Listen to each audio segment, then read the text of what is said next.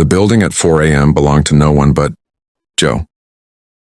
The marble floors of Ashford Tower stretched out under the hum of dimmed lights, and the only sound besides her cart's wheels was the soft echo of her own footsteps. She had worked as a night cleaner at Ashford Global for almost 2 years now. Ever since the hospital, bills for her younger brothers, surgery had swallowed every cent she had. Joe Martinez used to dream of concert halls. Now she dreamed of finishing the 40th floor before sunrise. She didn't mind the silence. In fact, she had grown to love it, because the silence was the only place left in her life where she could still sing. Nobody was around at that hour to hear her, or so she believed. She'd hum while mopping the floors, soft at first, testing the notes like she was afraid they'd break. Then, when she was sure she was alone, her voice would rise, full, aching, beautiful in the way that only comes from someone who has lost something and is singing to get it back. She never sang for anyone anymore. Not since her father died. Not since the small jazz club where she used to perform on weekends closed its doors. Not since life decided that dreams were a luxury she couldn't afford. But at 4 a.m. in an empty office building, she allowed herself 30 minutes of forgetting. She sang old soul songs, sometimes made up her own words, and let her voice fill the empty halls like it used to fill the club back home. She had no idea that on the 40th floor, behind a closed office door, someone was listening. Daniel Ashford had taken over as CEO of Ashford Global 6 months earlier, after his father's sudden retirement. He was 34, brilliant, and utterly exhausted in a way that had nothing to do with sleep. The company was his father's legacy, a weight he carried like an inherited debt no interest rate could clear. He worked nights not because he had to, but because the empty office was the only place quiet enough to think, and the only place lonely enough to match how he actually felt inside. That night he had been staring at spreadsheets that no longer made sense to him, numbers blurring together when he heard it. At first he thought it was music playing from somewhere in the building. Maybe a radio someone forgot to turn off. He walked to his office door and opened it, and the sound became clearer. A voice, low, warm, rising into something aching and honest, drifting through the corridor like it had nowhere else to go. He followed it without thinking, the way you follow a memory you can't quite place. He found himself near the stairwell, and through the door he could hear it more clearly now, someone singing, an old song about heartbreak and hope, sung so simply and so purely that for a moment, Daniel forgot he was the CEO of a billion-dollar company. He was just a man standing in a stairwell, listening to something real for the first time in longer than he could remember. He didn't open the door. Somehow he knew that if he did, it would stop. The next night he came back earlier just to hear it again, and the night after that, he began to recognize the rhythm of her routine. The way the singing always started around 4 a.m. on the far end of the floor, then moved closer as she cleaned her way down the hall. He never saw her face. He only heard her voice, and it began to feel like the only honest thing in his entire day. Joe, meanwhile, had no idea that the tower's owner was standing just beyond the door, listening to a woman he had never met sing about grief and grace like she had lived both. She wouldn't have believed it if someone told her. In her mind, the CEO was a name on a plaque, a photograph in the lobby, someone who existed on a floor she wasn't supposed to think about. One night, her supervisor handed her a new schedule. Corporate had requested cleaning start earlier due to a client visit. Joe's shift would now begin at 2 a.m. instead of 4. She sighed but said nothing, because saying something was a luxury people like her didn't get to have. That night, Daniel arrived at his usual time, expecting the voice, and found only silence. He told himself it didn't matter. He told himself he had a company to run and no time to be chasing a stranger's voice through hallways like some lovesick teenager. But when the next night was silent too, something in him deflated in a way he didn't like to examine too closely. He started asking around carefully, not wanting to seem strange. He learned that a woman named Joe cleaned the 40th floor, but the schedule change meant she was long gone by the time he usually left his office. He requested the security footage archive, telling himself it was for building safety reasons, and found her, a woman in a gray uniform, headphones in, humming to herself as she worked. He didn't tell anyone why he watched it 3 times. He could have simply asked to meet her. He was the CEO, after all. He could have summoned her to his office with one phone call. But something about that felt wrong. Felt like it would break the fragile thing he had accidentally found in the middle of the night. So instead, he did something unexpected. He requested that building operations reinstate the 4 a.m. shift for the North cleaning crew, citing a minor scheduling inefficiency. Nobody questioned it. CEOs made strange requests all the time. The following week, Joe's schedule shifted back. She had no idea why and didn't think to ask. She was simply grateful for an extra 2 hours of sleep before her shift, and grateful in her quiet way for the return of her secret ritual. That night, alone again on the 40th floor, she began to sing.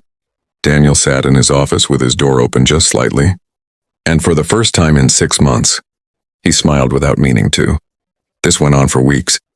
Joe sang, Daniel listened, and neither of them knew the other's name meant anything to them at all. It became, without either of them saying it, the best part of both their days. Then one night everything changed. Joe was mopping near the stairwell when her phone rang. It was her brother's school, telling her that his medication needed refilling and that the pharmacy required payment up front, an amount she didn't have. She stepped into the stairwell to take the call in private, her voice cracking as she asked if there was any way to make a partial payment, if there was any flexibility at all. There wasn't. She hung up, sat down on the stairwell steps, and for the first time in years, she let herself cry instead of sing. Daniel, who had come out to find a quiet place to breathe himself, heard her crying instead of singing, and something in him couldn't just walk away. He knocked gently on the stairwell door before opening it, so as not to startle her. She looked up, startled anyway, and scrambled to her feet, quickly wiping her face. "Mr. Ashford," she said, recognizing him instantly from the company website, her voice tight with embarrassment. "I'm sorry, I'll get back to work." "You don't have to apologize," he said quietly. "Are you all right?" She wanted to say yes. She wanted to disappear into the wall. Instead, exhaustion did what pride couldn't, and she found herself telling him, in halting words, about her brother's illness, about the surgery, about the 3 jobs she worked to keep him alive and in school, about how singing was the only thing that ever made any of it feel bearable. Daniel listened without interrupting, and when she finished, he said the only true thing he could think of. "I've heard you sing every night for weeks. I moved your shift back so I could hear it again." Joe stared at him, unsure whether to feel humiliated or something else entirely. "You've been listening to me?"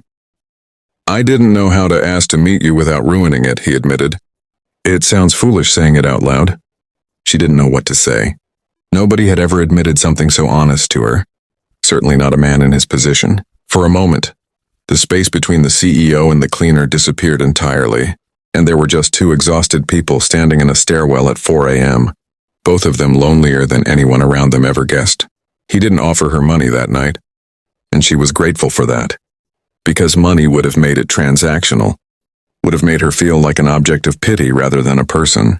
Instead, he asked if she would sing at the company's annual charity gala the following month, an event that raised funds for community health initiatives, including pediatric care. He told her honestly that the board would love it, that people needed to hear real things at events that were usually full of empty speeches. Joe almost said no. The idea of singing for a room full of wealthy strangers terrified her more than the debt did, but something about the way he asked, like her voice actually mattered and wasn't just a curiosity, made her say yes. The weeks that followed were not a fairy tale. She still worked her shifts, still worried about bills, still fell asleep some nights from sheer exhaustion. Daniel didn't rescue her from her life.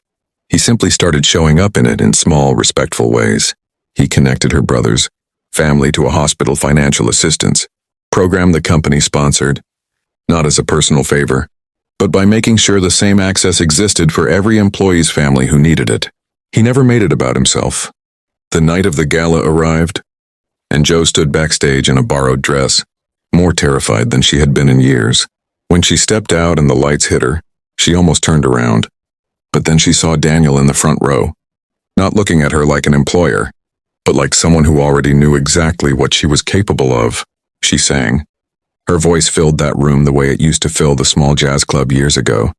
Except this time there was no closed door keeping it in, no hallway swallowing the sound before it reached anyone. People stopped their conversations. Some wiped their eyes. When she finished, the room was silent for a full second before it broke into applause that didn't feel obligatory but real. That night didn't erase her struggles. It didn't magically pay off every bill or reverse years of hardship. but it cracked something open.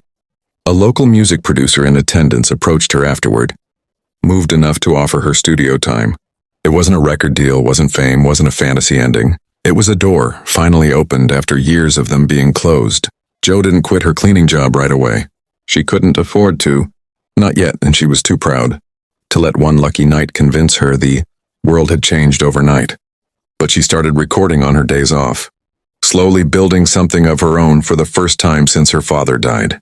Daniel never asked for anything in return, never expected the moment in the stairwell to become anything more than what it honestly was. Two tired people who saw each other clearly in the middle of the night. Months later, when Jo finally left Ashford Towers night shift for good, it wasn't because Daniel had swept her into some grand romance, and it wasn't because a rich man had simply fixed her problems. It was because she had earned a small, real career of her own. One late night and one honest song at a time. Daniel was there not as her savior, but as someone who had simply believed her voice deserved to be heard, before the rest of the world caught up. On her last night as a cleaner, she stood once more in the empty stairwell where it had all started, and she sang one final time, not out of habit but out of gratitude. Somewhere above her, in an office that no longer needed to stay dark and lonely at 4 a.m., Daniel stood quietly by his door, listening the way he always had, grateful that some nights, if you listen closely enough to the silence, you find the one voice that was waiting all along to be heard.